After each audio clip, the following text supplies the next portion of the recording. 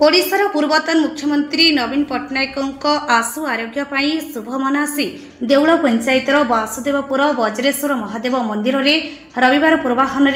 विजेडी कर्मकर्ता माने दीप प्रज्वलन कर पूजार्चना करते। मुंबई चिकित्साधीन थिबा नवीन पट्टनायक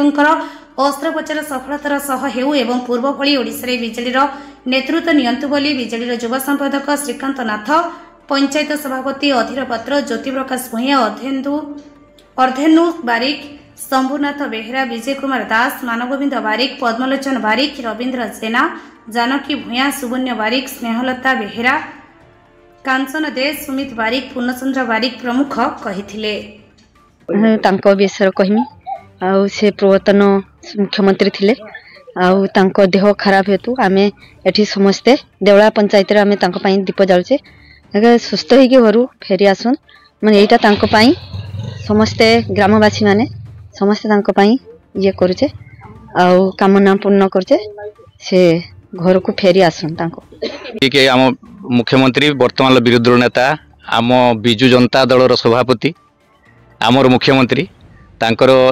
आशु आरोग्य कामना पाई आम देवळा पंचायत वासुदेवपुर ब्रजेश्वर महादेव मंडप निकट में बिजु जनता दल कर्मकर्ता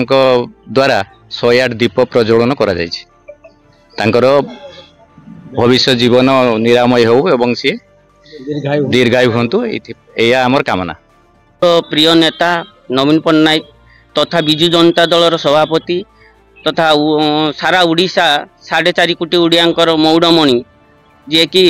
आज सारा ओडिशावासी कांदुची तांकर आरोग्य पाई से यथाशीघ्र बॉम्बे रु सुस्थ होई आम ओडिशा को फेरी आसंतु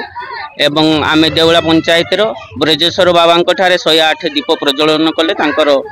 सुस्थ जीवन यापन पाई एवं सी आसी आम बिजु जनता दलर जेमितिका बुझुतले आज फेरी आसी से सेमितिका दायित्व भार तुलान।